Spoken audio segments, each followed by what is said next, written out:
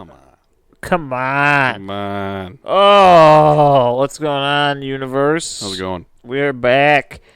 And arguably better than ever because it's just been another week. So it's Yeah. There you go. know, We're just pushing through time. we certainly fucking are. I'll tell you that right now. Oh, goodness gracious, great balls of fire. Fury. Yeah. We are here to tell you about a little old story about this, arguably maybe a monk wearing Possibly a monk. dark-colored robe that, honestly, he kind of shatters what you might think of ghosts. He really does. Yeah. Yeah.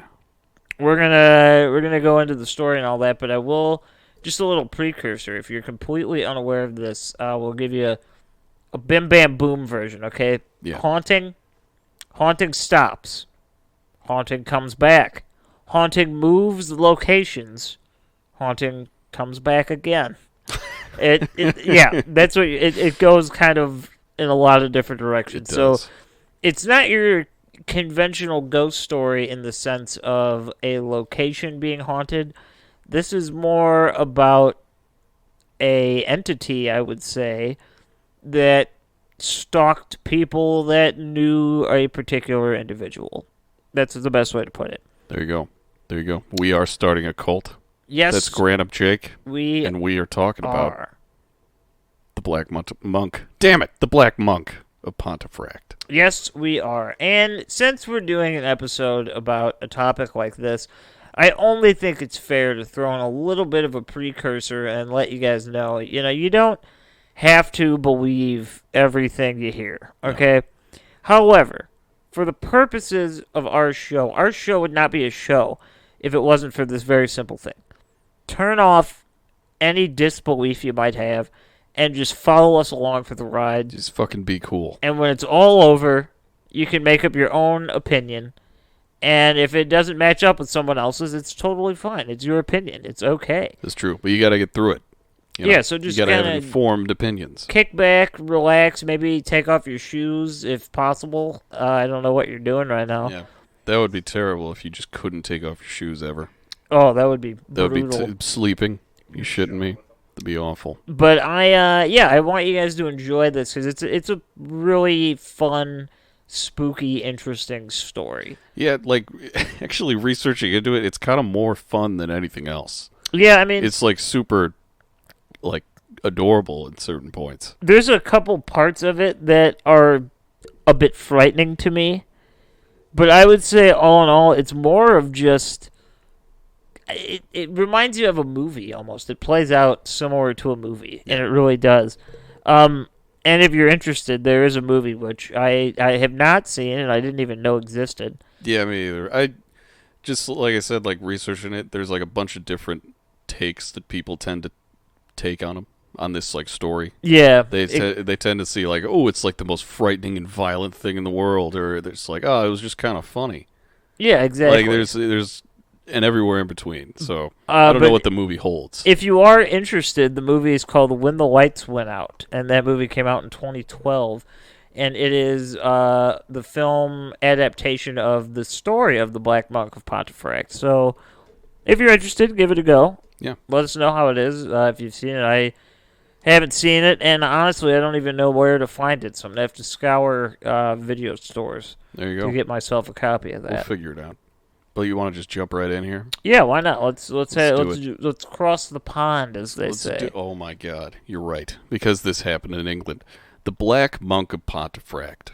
All right, this was a case of poltergeist activity that occurred in 1966 in the historic market town in the metropolitan borough of Wakefield in West Yorkshire, England, known as Pontefract. That's the town. I would like to interject here with a personal opinion. I don't like that they call this a poltergeist. Nothing about you. I know that's what everything says. They say, oh, it's a poltergeist.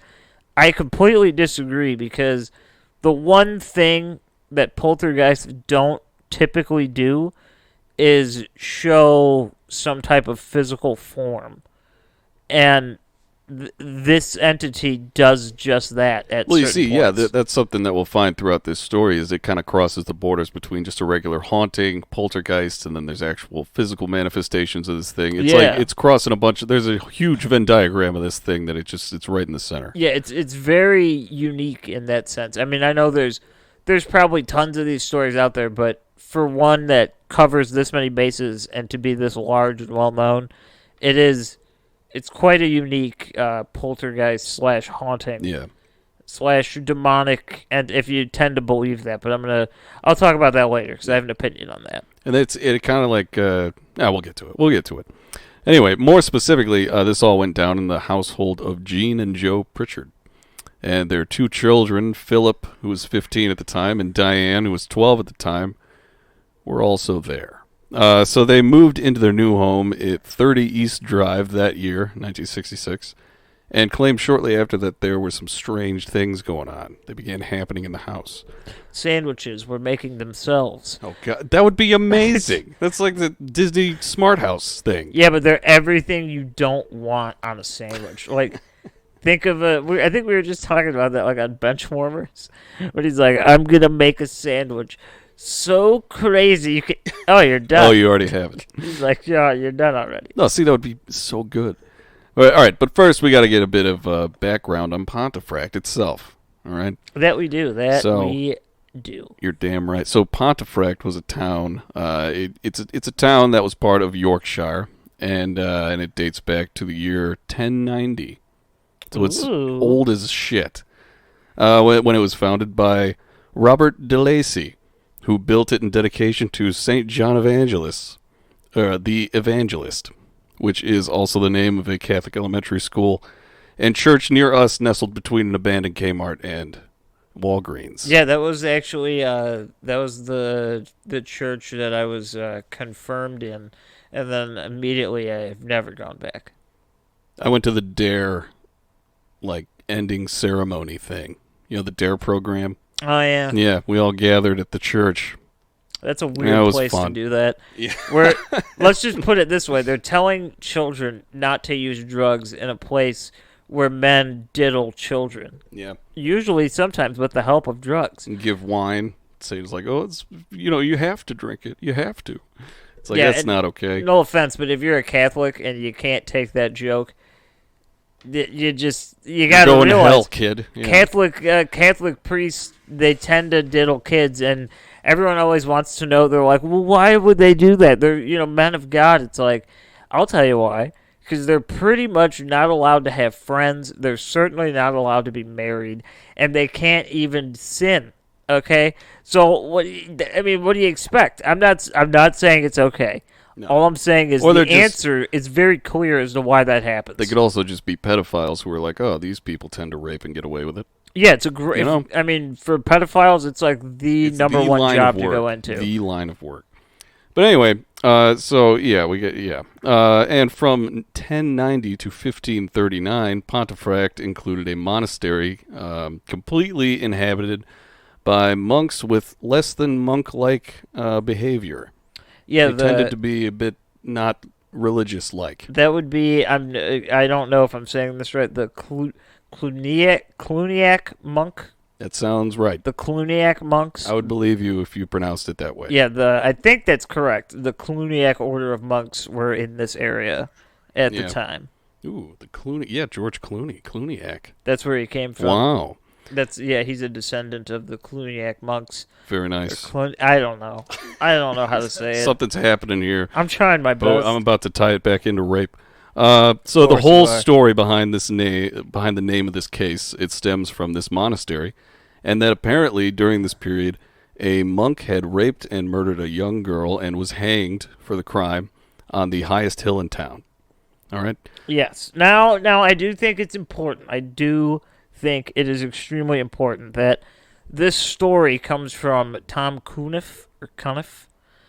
He was a paranormal investigator, and it's never truly been proven that this is the case, but it's also never been disproven that it's the case. So we're right back where we started. So people initially people were like, "There's no way." Like the guy that's here to investigate this house is the one coming up with this information. Yeah. But the people that have felt that way have never truly been able to prove otherwise.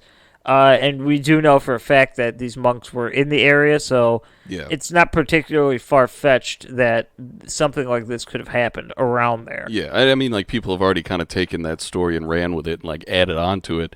Because a slight twist on this, however, is that the monk that was hanged, he was taking the blame for his brother, who was also a monk, and he's still raped. So that's like so it's like there's just like an extra step there. It's like what I'm a taking terrible the blame. family member. Like I understand the nobility. I'll take the fall for you. It's like no. I understand. Are you shitting me? There's a difference between like, oh shit, dude. Like I can't. Well, I don't know. Maybe you're like 15, 16. You're like take the wheel. I'm drunk as shit. It's or something like I that. passed curfew. Like mom and dad are gonna be so pissed, and like your brother's like, I don't worry. Like I'll tell him it was my fault. It's like that's a little different than like, hey man, I raped a kid, and he's like, don't worry about it. I got you on this one. It's like that's not a good brother. You're not did helping. he think that was like a saintly thing to do? He's like, I'll be remembered, immortalized forever. Yeah, it's like no. You're just like that's just awful. That's terrible. It's not good. But again, I guess I don't know what 11th century monks were thinking. So yeah, things were a lot different back then. In my 2021 eyesight here, it seems inappropriate. But I guess at the time, maybe it wasn't. Who knows, man? Who knows? Well, it was on the highest hill that he was hanged, right? And what was sitting at the base of this hill some 450, maybe 550 years later, but 30 East Drive, the home of the Pritchard family. Hey-o! In 1966. So now, based on these historical events, paired with the poltergeist activity to come thereafter, those who believe this story to be true say that spiritual impressions of traumatic events can reside in locations and largely use this as an explanation for the activity. Yeah, and I mean, I think that is something that is extremely common. I mean, you look at like spiritual echoes of pretty much emotion, anything. We covered the Velisca house, something like that, where this energy was imprinted on a location, and that's why it's supposedly haunted. You could go as far to even include something like the Sally house, which I'll tell you what, that came up a lot when I was like looking up things about this. Yeah. And I know we've covered that before. I think that might be, or might have to be one of our second redo episodes, because there is so much interesting stuff about that like continues to come out now. We don't even have to do a redo. We could just do a little add-on. Because it Part is 2 years later. That'd be cool. Yeah, it's something we'll have to come to at some point, because there's a lot of connections here, especially with the, I guess for lack of a better term, the strength of the hauntings, because they're very intense. It's not your, oh no, this book moved, or oh, my chair was pushed in. It's like, no, yeah, this story, even in particular, like Black Monk, this one's insane. Yeah, it's pretty brutal. There's some crazy shit. It's wild. But, so the first incident of like crazy shit going on, it occurred on September 1st. Whose birthday is that, Grant? Whose birthday is it? It's mine, It is your motherfucker. birthday. That's my birthday. And Griffin's, strangely enough. Nah, fuck that guy. But anyway, so the first incident occurred Just on kidding. September 1st. I Yeah, love you. sure, just kidding. It occurred on September 1st. The Pritchard family was gone on vacation, aside from Philip, the 15-year-old son, who stayed behind with his grandmother, Sarah. So Philip, he was apparently running around town with his friends while his grandma was, home just knitting. She was having a good time. When Philip...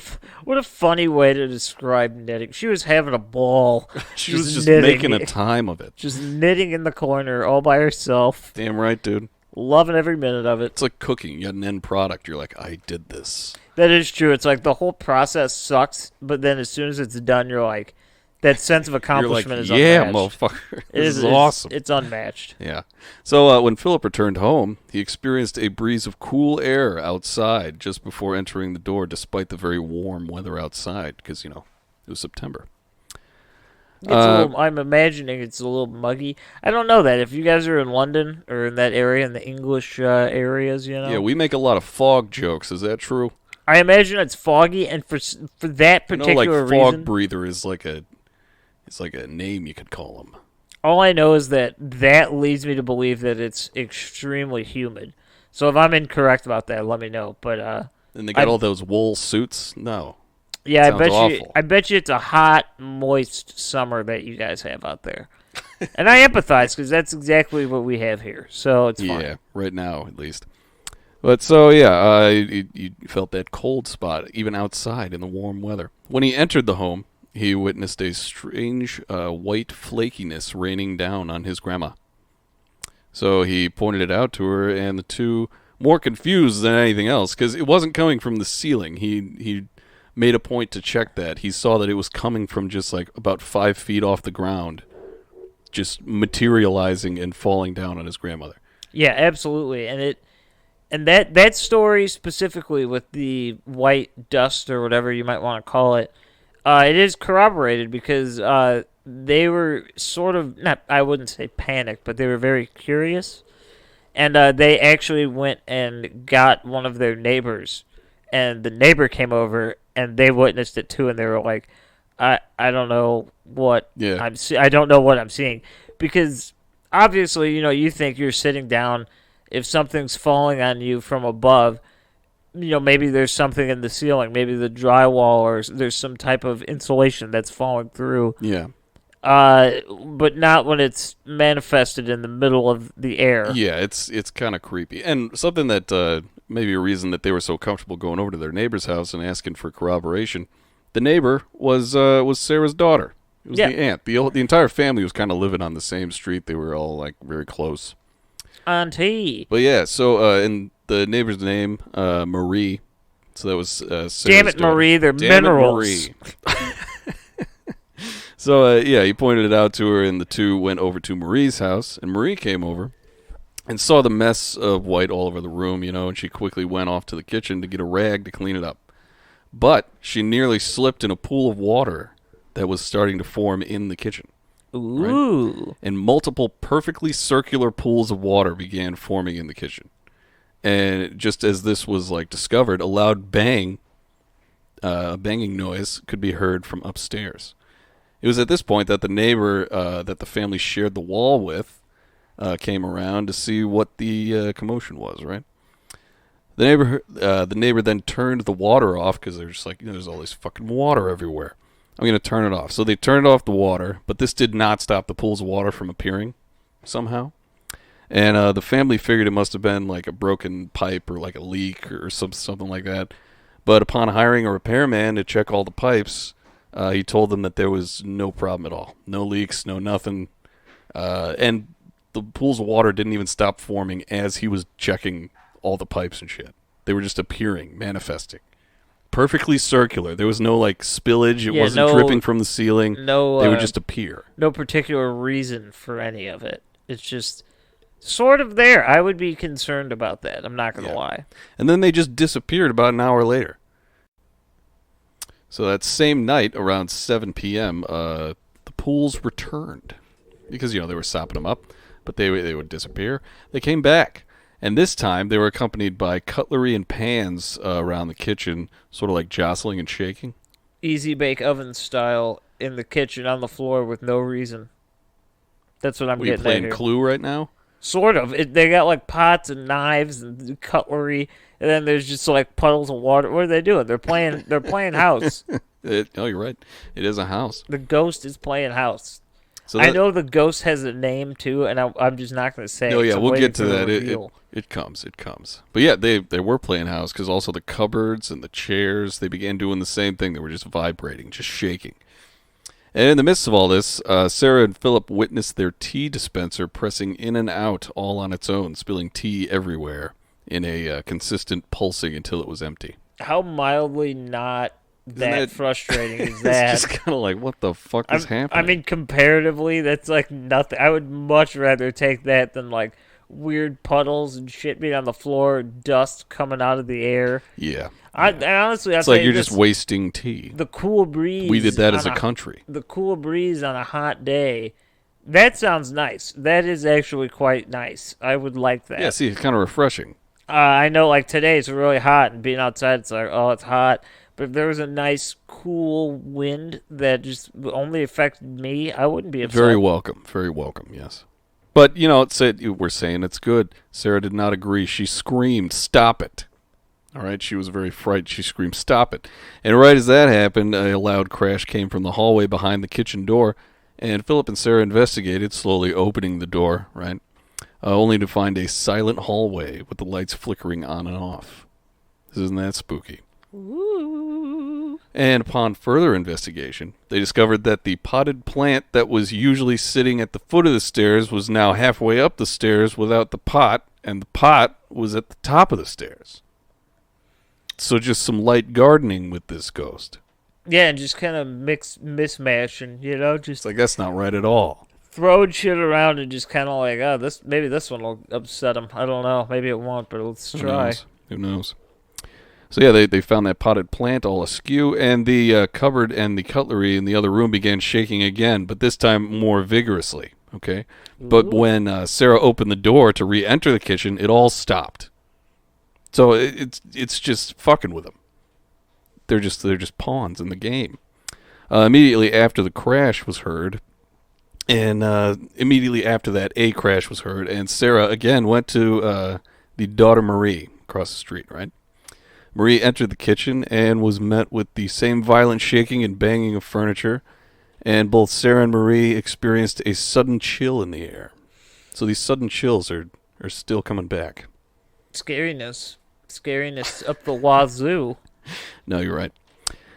So Marie went to the neighbor's door to see if they were responsible for the banging, because it was like intense. It seemed like someone was trying to like get out of walls, like they were trapped in the furniture and the walls. Everything was crazy. So they went over to the neighbor's house to see if they were responsible for it. They claimed that they thought it was coming from the Pritchard's home, so they're just like, I thought it was you. Anyway, Marie, Sarah, and Philip all sat talking about the strange phenomenon until about like 9:30 that night. At which point, because it had died down, they were just talking. At 9:30, and that's when Marie went back to her home across the street, and then Sarah locked up the house and turned off all the lights. But when she went to Philip's door, to wish him good night and be like, whatever, I'm your grandma, hey, a heavy chest of drawers started swaying back and forth, and like the drawers started banging out like someone was inside of them. Kind of like in the Conjuring 2, in that scene that probably didn't happen in that particular story. I don't know, man. That's the vibe I'm getting here. Pretty much, yeah. It'd be frightening, to say the least. Alarming, yes. Now, if you have some nice clothes, all these things, that would make it worse. But I will say this: it makes laundry day a bit easier when it just keeps opening and shutting. You know what? You're right. Because you got to get the timing right, and you can just toss it right in. You don't have to do all that labor. My easy God, peasy, Grant. fucking clothes are put away easy. There you go. Never heard a glass more half full. Mm-hmm. You got to keep it that way. If you're being haunted, the least you could do is make it useful for your day-to-day. I mean, if you make it a nuisance, that just makes life miserable. But you gotta take it in stride and kind of make it work for you, This is all very inspiring, but Sarah had enough at this point. I mean, yeah, I can believe that. Sarah and Philip packed up a few essentials, and they went to their neighbor's house, Marie's house, for the night out of fear for their lives. So, the next morning, however, they went to a neighbor's house, Mr. O'Donnell. He was kind of known around town as like the ghost expert.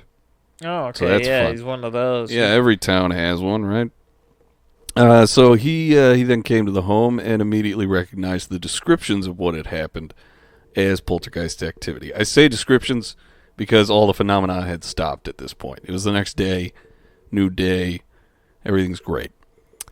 And so, however, as Mr. O'Donnell was leaving, he did mention that oftentimes in poltergeist cases, the entity tends to screw up, like photographs, like screw around with them in the house. And just as he said this, as he was walking out the door, a crash was heard upstairs that turned out to be the Pritchards' framed wedding photo shattered to the ground. Okay? Not only did the glass break, but the photo appeared to be cut up as if it was like with a knife, like someone was hacking at it. That was not the image that you just projected in real life. You're just someone's hacking it. Someone's hacking. Yeah, you're you know? hacking something over Yeah. there. It ain't a knife, though. I'll tell you that. There's a lot of hand motions that could be misconstrued in this episode, but we'll get to those. So by the time the rest of the Pritchard family returned, the strange occurrences had completely ceased, and strangely enough, they wouldn't reappear for 2 whole years after this. So this was just one crazy night in fucking Pontefract. Yeah, and this is something that I find extremely interesting and different than other stories. I know we've talked about this before, how they certain people try to claim that maybe poltergeist activity has something to do with young females, typically preteens, maybe a little bit younger, having to deal with hormones. Yeah, and going through puberty, basically. the changes that puberty brings can manipulate the energy surrounding the individual. But what makes this one so weird is that it's almost entirely centered around the son. It started with him, and it's affecting everyone in the house, obviously, but it all kind of began with him. And that's very different. It's very rarely is it a male. He was going through puberty at the time. He was like just turning 15. He was a growing boy. But so that might have had something to do with like because like you said, it does kind of come around in like prepubescent years, and like going through puberty often sparks these kinds of things. I just find it very interesting that it's at least in I would argue that the majority of cases, it's not males, it's females that it affects. No, for sure. And we'll see the kind of the telescope switch to Diane here. Oh yeah, she gets her go at it too. It's just it's very weird. I don't really know another way to put it, because it doesn't kind of follow those systematic tropes that you see in these other stories. Even Einfield, that one, it's centered around, what was her name, Janet? Yeah. The young girl, and they kind of use that to explain, like, oh, maybe it was puberty, some type of subconscious energy with hormone shift. Yeah. And this so is many a completely stories. different story. It's a completely different gender of person. And it's not that men can't be affected by ghosts or poltergeists. It's just they're not the standard, I would say. Yeah. No, that is a very unique part of this case. So it disappeared for 2 years. So isn't that just fucking like crazy? The Bell Witch? Just like the Bell. Oh my God, you're right. I didn't even realize. Yeah. That's crazy. But when it came back, the paranormal activity began again, okay? And with it brought bangs and noises and electricity. Weirdness with electricity, all right? Lights and appliances. Somebody call Mitch. Somebody call Mitch, the electrician. So lights and appliances would turn on and off on their own. But things really ramped up one day. When the walls started oozing green slime. Yeah. That's exactly what happened. No, it wasn't. No. But so yeah, it was some weirdness with the electricity. Another weird thing that I found out about the electricity specifically, during the year that this first like reoccurred and was happening pretty consistently, apparently they were only charged for about half of the electricity that they normally were like charged so they just for. Didn't pay the bill. They're like, we're being haunted. Yeah, and they like brought it to like the county or whatever, like whoever's in charge of the electricity there, and they were like, hey, we don't know if this was like a mistake or something, but they were like, no, it says it on the meter. It was like, oh shit. So I guess the ghost is helping out with bills. And see, now what's funny to me is that I would almost argue that if in a haunting scenario that's going to affect some type of electrical work, you think it would almost go the other way. Yeah, it would cause it would just fry turn on a bunch of shit and like use an abundance of energy. Yeah. But the fact that it does the opposite, that's strange just to me personally as an observer. It's certainly not what you would expect from a haunting. No, very to much save so. on your utility bill. But you know what? I just wouldn't guess that. Yeah, but with the savings came a price, all right? So things really ramped up one day when Jean, the mother, she found her daughter Diane's bedspread at the bottom of the stairs. Isn't that annoying? So she took it back up to Diane's room, and then she heard a crash. And she came back only to find that Philip's bedspread was now in the same place that she had just found Diane's. And not only that, but there was the aforementioned potted plant. It had been corrected, and like it was back in the pot and everything. Well, now it's shattered next to Philip's stuff. That's a lot of movement. That is a lot of movement, and it's very quickly, you know. So that night, she got up from the bed for some reason. Get water, go to the bathroom, whatever. And she felt a sudden chill in the air on the landing of the staircase, right? So up top there. And when suddenly a paintbrush and a bucket that the family was using to replace wallpaper flew right at her. And she was hit with the paintbrush, and then the friggin' bucket came. She ducked, evasive maneuver, and she looked up after she ducked down, only to see a long strip of wallpaper standing straight up and giving the appearance of a snake ready to strike. So we have living wallpaper. Yeah, that... See, now that is very weird. And I know the very, very, very skeptical answer would be that it's around some type of fan or air conditioning vent or heating vent. Whatever the case may be, that's not true. Cast that thought out. This thing was going to strike like a cobra. In the actual design and layout and functionality of the home, there is nothing in that area that would be able to affect the wallpaper, at least on that particular part of the wall. Yeah. So it's not that it ripped and was kind of just wacky waving inflatable tube man thing. Yeah. It wasn't doing one of those. There was no source of air or wind that could allow that to happen. No, yeah, this is definitely a ghost.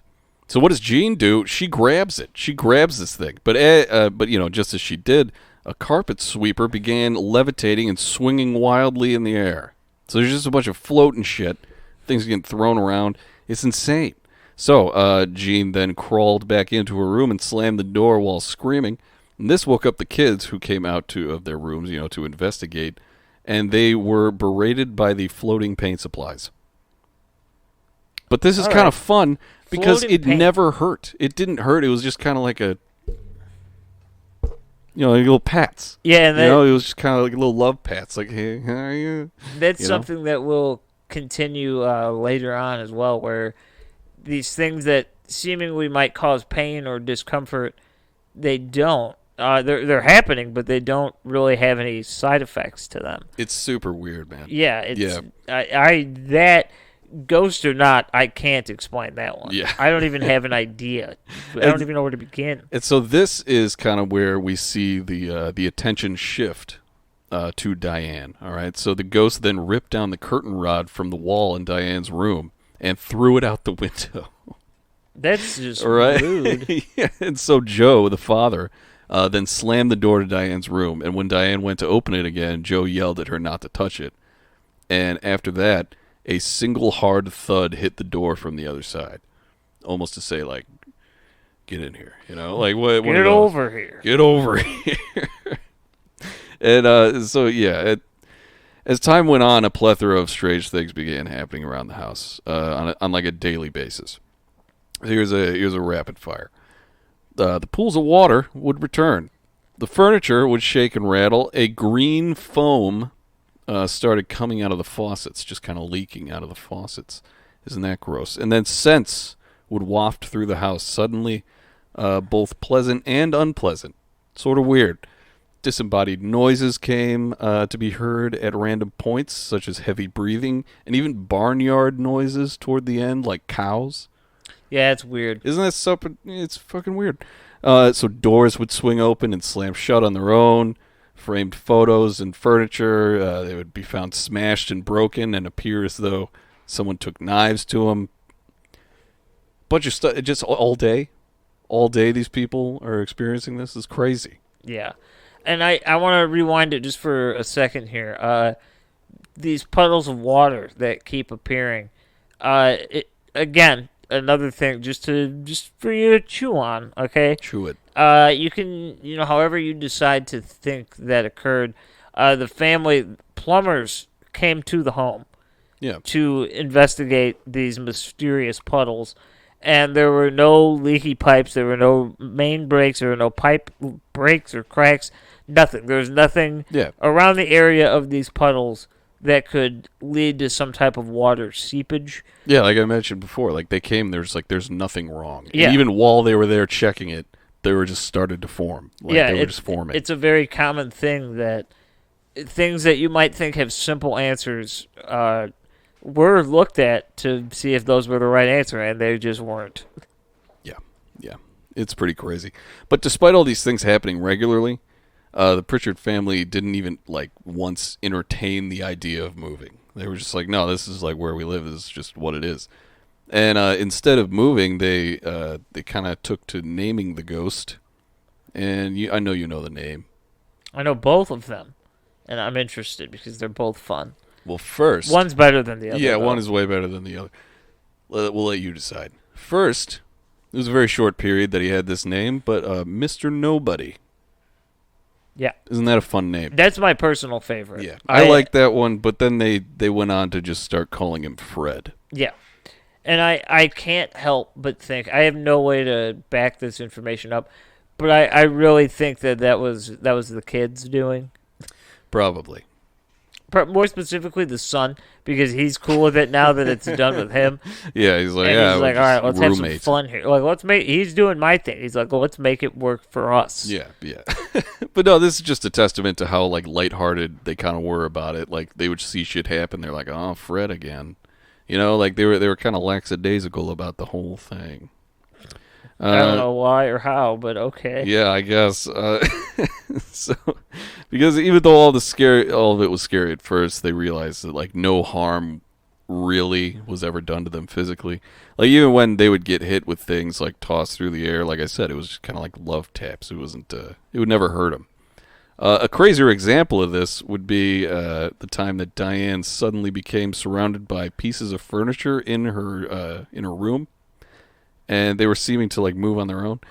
So the furniture continued to encroach until they were like piled on top of her. Like she had a full fucking like dresser, a wardrobe, a sewing machine all on top of her, and she was struggling to get free. But the moment that she relaxed, all the furniture just returned to their normal spots in the room. And she had all the shit piled on top of her. She didn't even have a scrape. She didn't have a bruise. She was completely fine. Yeah, and that super weird. That I think is, to me, that's one of the biggest question marks of this whole story. If, as we said in the beginning, if you are to just take this story at face value and believe it and listen to them and hear their side of the story, in what world, either that be reality or supernatural, what world does that make sense that you could be essentially attacked by very heavy, very large objects and just have nothing. No completely one could fine. even tell you by looking at you that had happened to you. They would have no idea. Yeah. No, it's weird. Diane was oftentimes a target of like the more intense paranormal activity. For example, on 4 occasions, Diane was thrown from her bed in the middle of the night while she was sleeping, and her mattress would flip high in the air and land on her. That happened just 4 separate times. Yeah, that's not great. Isn't that awful? Some other funny things that would happen. Plates of food would be thrown, and then when they were cleaned up, it was found that there were enormous bites taken out of whatever food it was. So that's kind of fun. The ghost of Scooby and Shaggy. Pretty much. Yeah. That's what I'm getting at. Roles reversed. I like it. And then what else would happen? The lights would suddenly be turned off, including when guests would come over, you know. Got to save that bill, though. Got to save the bill. So the lights would just go off. Didn't even matter who was there. And then they would turn back on only to reveal that all the furniture in the room had been flipped and thrown about. Not cool, man. Yeah. Not cool. I don't like that. You're just making messes. See, I'm thinking this ghost was kind of looking out for the welfare and mental health of the family. I finally figured out why he decided to make the electricity bill go down, because he knew they'd need some type of counseling. And the only way they were able to afford that is if one of their bills was little to zero. That's really good consideration on Fred's part. Yeah, I mean, you think that's about awesome. You gotta Thanks, spin it. Fred. You gotta spin it. I should Yeah. be a motivational speaker. No, you 'cause should. You're I just can like, spin the worst situation into something good. yeah, yeah. That's just how it goes. You just have Even to. when people are like, no, that's still bad, you're like, don't you get it? You're wrong. It's awesome. You gotta look at it. It's Yeah. healthy. They had fun. They got scared. It's like an amusement park in their own home, and the ghost is essentially paying for their own counseling, and he It's doesn't true. even have access to real human money, It is as true. far as I know. I mean, he knows how the system works. Obviously, he's flipping the meter. Yeah, he gets it. He's adjusting. Which I think is funny because I never really understood that. If we are to take this story at face value, this monk lived a long time ago, before the invention of reading meters, gas meters, electricity meters. He's learning. He's Yet, going to spirit school. in the This afterlife. is just theology. He was able in our to figure realm. out how to manipulate the input of electricity into a home in order to save money. These are all things that he was probably he He's literally got didn't know. tangential thinking. It's great. He's amazing. He is hyper aware of his situation, and Yeah. I find that it's almost as if when you die, you like these ghosts or poltergeists, whatever you want to call them. They all kind of know, I guess, universal truths, to say the least. Some sort Reading of electricity meters, like the collective universal unconscious. truth. It's like they just know everything that they need to know Yeah. to be a ghost. You know, That's awesome. I want to know that. at least I should say to be a successful ghost. Yeah. No, this is very successful. I'm about to tell two, I think my favorite stories from this case. Bust them out. All right. So, given that these things often occurred seemingly without care for who was around to see them, word got out of the Pritchards' haunted house. So, the newspapers began publishing stories about it. This sparked a family member, Joe's sister Maud, to come, see the ghost house for herself. Because she was a very religious person, and she thought, all these stories are ridiculous. You're all just doing this for, like, attention. Fuck you, my family. I hate you. This is the kind of person she was. But she was religious. So, on the first night that she was there, so she just got there, she was sitting there in the kitchen with Joe, she was telling him her opinions on the whole thing. Suddenly the lights go out. All right? Not super weird, No but es the lights bueno. go out. No es bueno. Yeah. So Maud got angry at this. She thought it was like one of the kids doing it, and she was like, what the fuck? But that's when the door of the fridge was violently ripped open.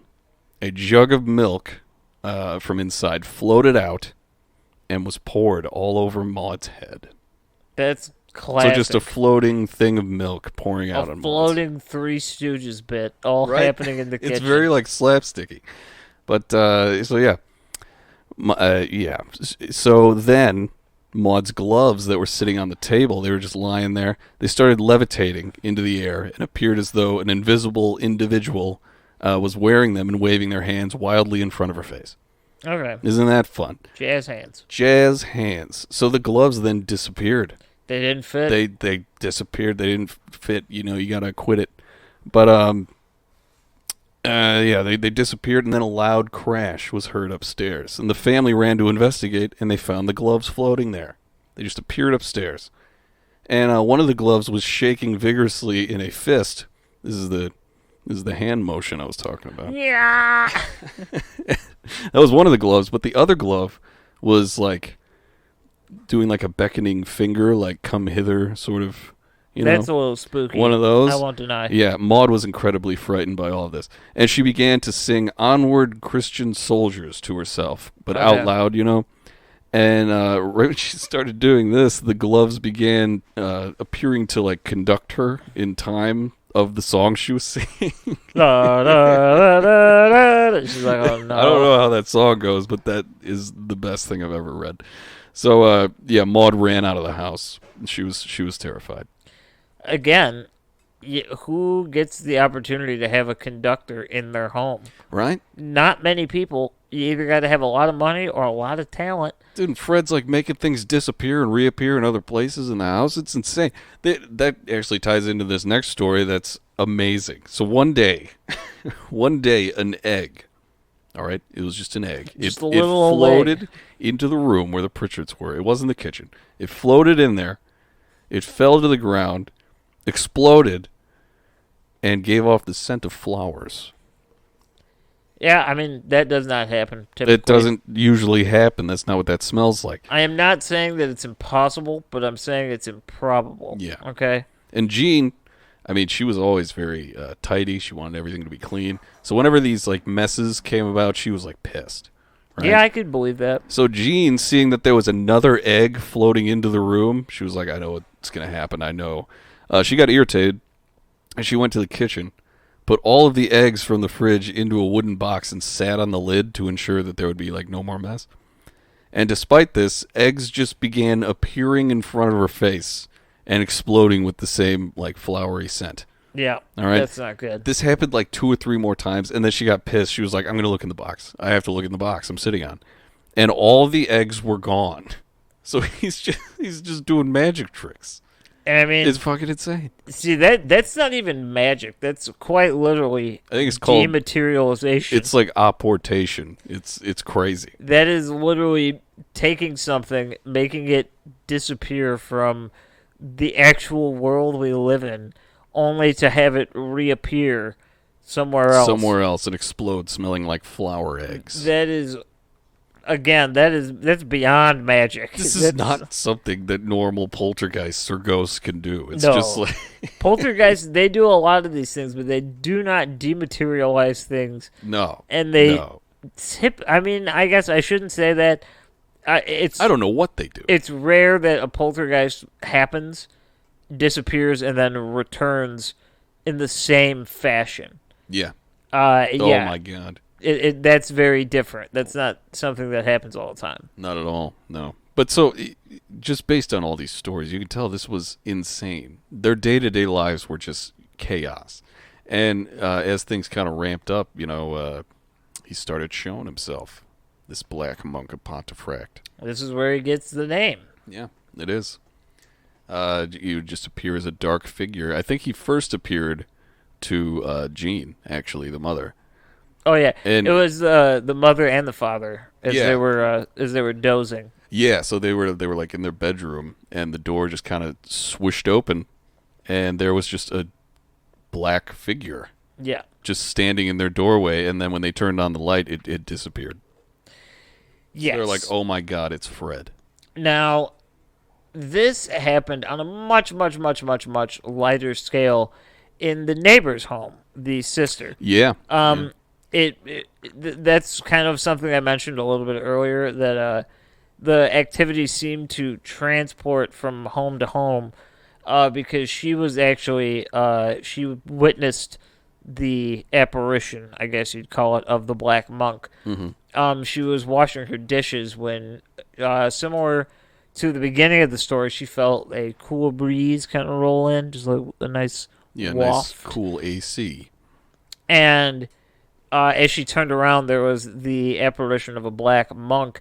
She could not see the face the way he was positioned, but he did have, you know how monks have like the hoods? Yeah. The hood was over his head. So I'm kind of picturing it like an Assassin's Creed character where they put the hood on, you know? Yeah. Something like that. That's the image I'm getting. That's always kind of what I pictured it as too, yeah. Yeah. And word spread fast, obviously, about this story. Kind of the whole town was in on this story with witnessing it. And because neighbors could hear all the banging and all that stuff. Like, it was affecting the whole town. Apparently, like, the house itself towards the end was like glowing. Like, if you drove by it at night, there was like a weird energy surrounding it that sort of made it like luminous. That's strange. Isn't that crazy? I've not come across that. The one thing I did, which I found interesting, was that they had a big glass pane window in the home, mm-hmm. and they were positioned right across the street from a bus stop. So this led pretty much most people in the town to have, say that they've had their own experiences seeing things or hearing things about, because everyone's there. People that use this bus, front row view, are able to see what's going on. So the word traveled really quickly. I mean, we were talking like local politicians, clergymen, businessmen, people, all walks of life. Dude, the mayor showed up to their house and was like, And that was kind of another thing about Fred. He was kind of like a scoundrel. Because anytime, like I said, Mr. O'Donnell, like he mentioned, like, yeah, sometimes this happens, and it immediately happened. Oh Like yeah. with the mayor, he went to their house and he was like, I'm surprised you didn't fuck up the grandfather clock. And then it just like fell over. Yeah, see Like, that is weird. it's like just Fred is just being a dick. I think what's interesting about this, I mean, there's all multiple things. I mean, the fact that it's going between two different locations. It's kind of, in a weird way, it's not picking one person to focus on. No, it seems to be the family. Yeah, it's more so just kind of going after everyone involved. Yeah. And then the big thing kind of comes with the history of the story, and that would be that there was never a traditional investigation. Strangely enough. In most of these larger scale stories, Einfield being one, the Sally House being another, there's researchers or people, supposed experts, if you are to believe that, that are invited in to conduct research and gather data and kind of formulate answers. Yeah, even if they're not invited, a lot of them just show up and like Right. ask to come in. This did not happen until much later, once the activity had ceased. And again, out of nowhere, it just stopped one day, and it kind of never came back. I mean, I've heard stories, I don't know if this is true, that say on occasion certain things would happen Yeah. to the family members. But I think a lot of this, it's been chalked up to like PTSD, things of that Maybe, nature, yeah. some type of physical reaction to maybe, you forgot where you put your keys and you saw them here, but then that takes you back to that moment where like something was gone and then it Yeah. appeared somewhere else. So now you're back in this fear mode that makes you feel that this is what's happening. No, yeah, that makes sense. I don't necessarily know if that's true. Did you like come across any like possible reasons that it stopped? Because I had one that seems a bit stupid, but other than that, there wasn't any like obvious reason that the haunting stopped. It's hit or miss. A lot of it has to deal with religion, exorcisms, things like that, house cleansings. Well, they did. They invited like a bishop in to Mm-hmm. do an exorcism, but he basically said like, honestly, like this, it doesn't work for poltergeists very like oftentimes.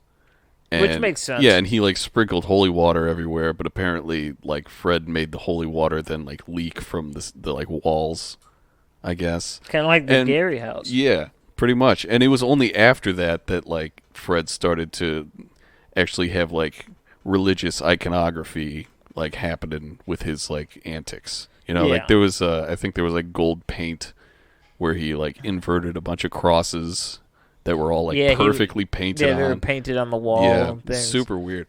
There's really no clear answer. It kind of just seems pretty much, I mean, similar to a lot of these stories. It just, as quick as it appears, it just is gone. Yeah.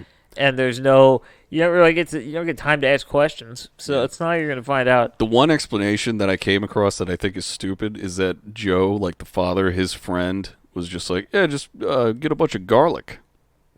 No, And he bought a shit ton of garlic and it stopped. that is something that happened. And I was like, I don't know if that... They hung the garlic reason. throughout the house, and that is a fact.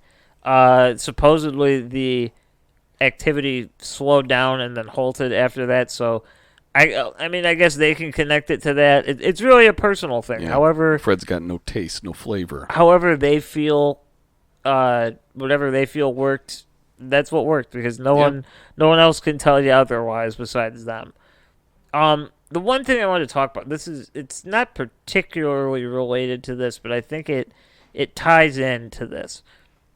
There is this thing going around, and I mean it's been going around forever, since the late 60s and 70s when, The Exorcist and Rosemary's Baby and things like that, where these hauntings, they're talked about as demonic.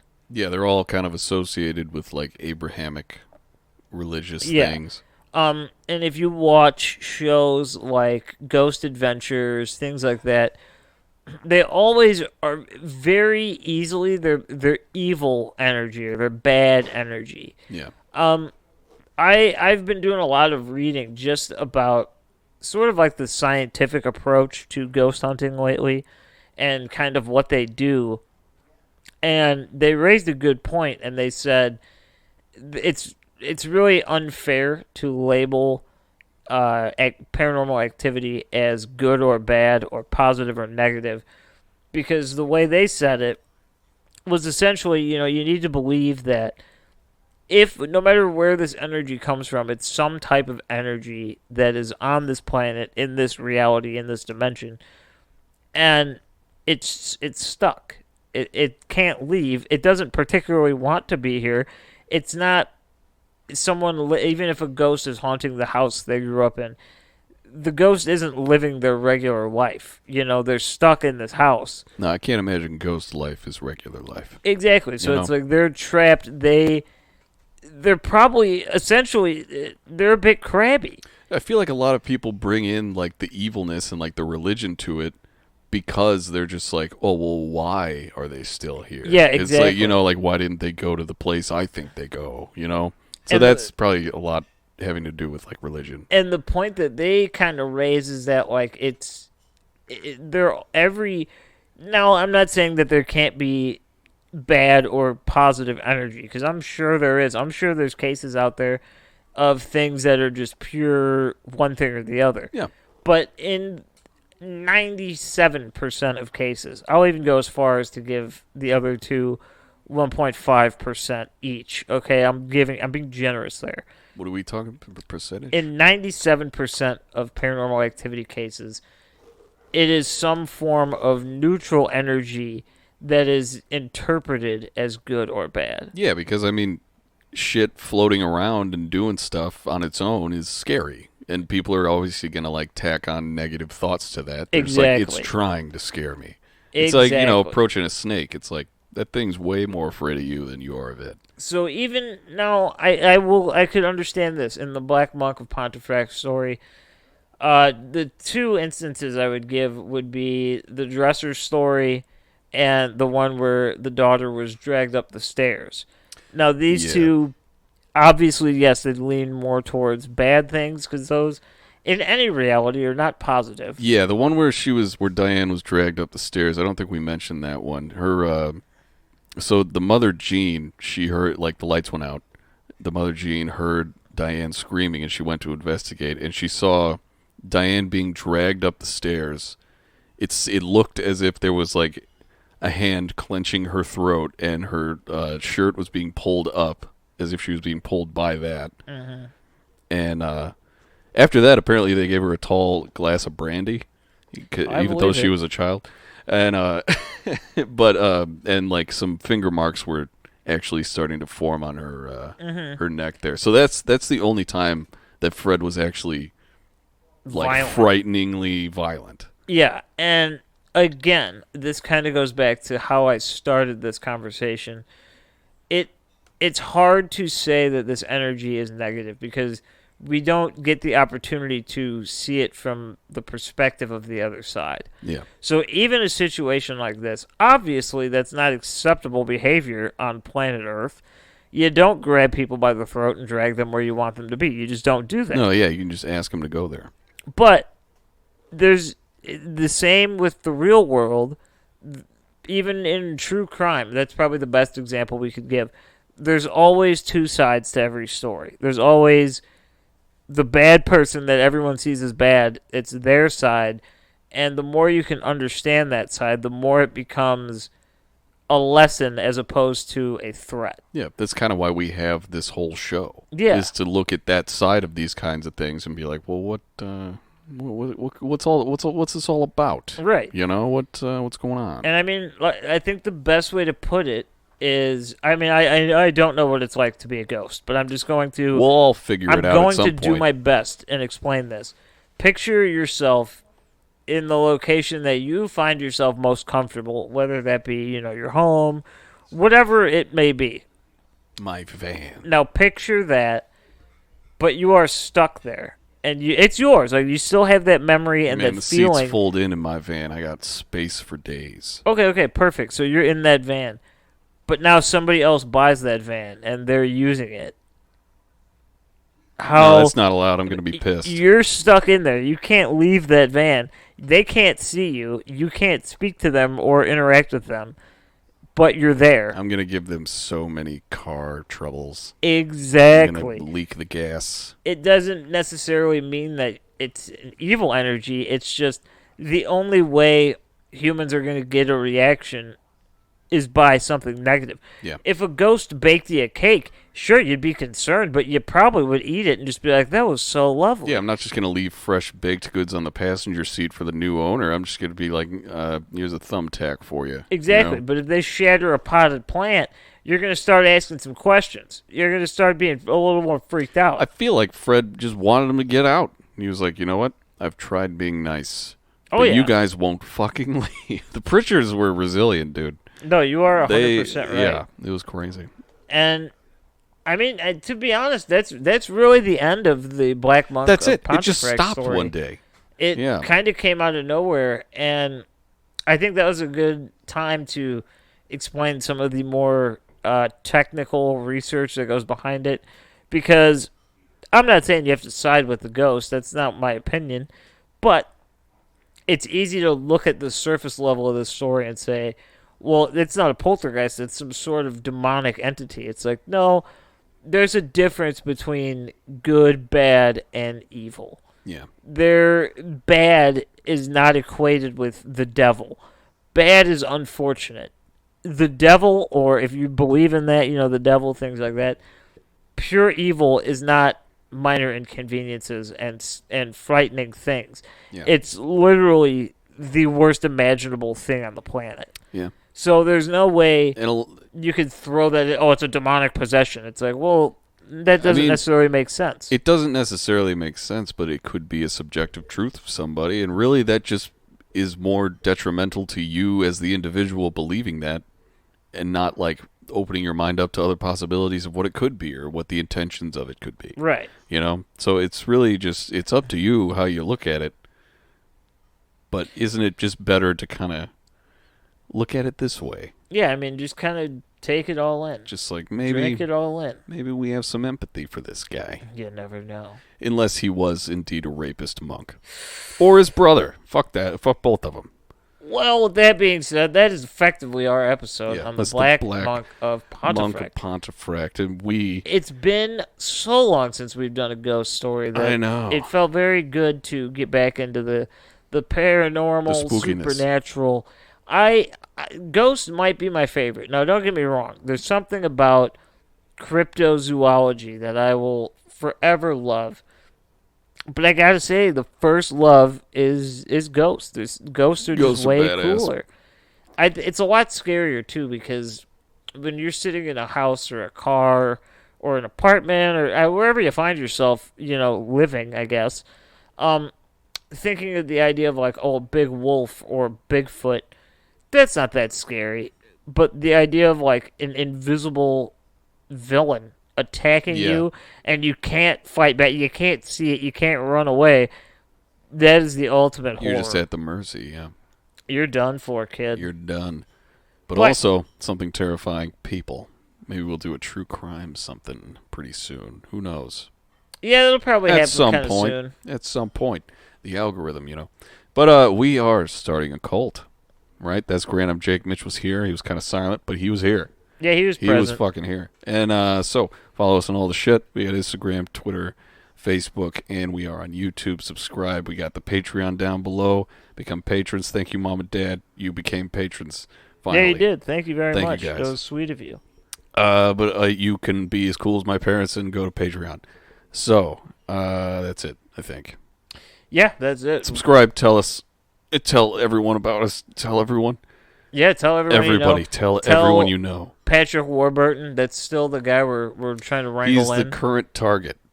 I'm stuck on him for a while. I'm stuck on him for a minute. No, yeah, I posted a picture of him on Instagram. Go check it out, everybody. Yeah, check it out. We will see you guys next week. We love you all very much. Yes, goodbye. We love you.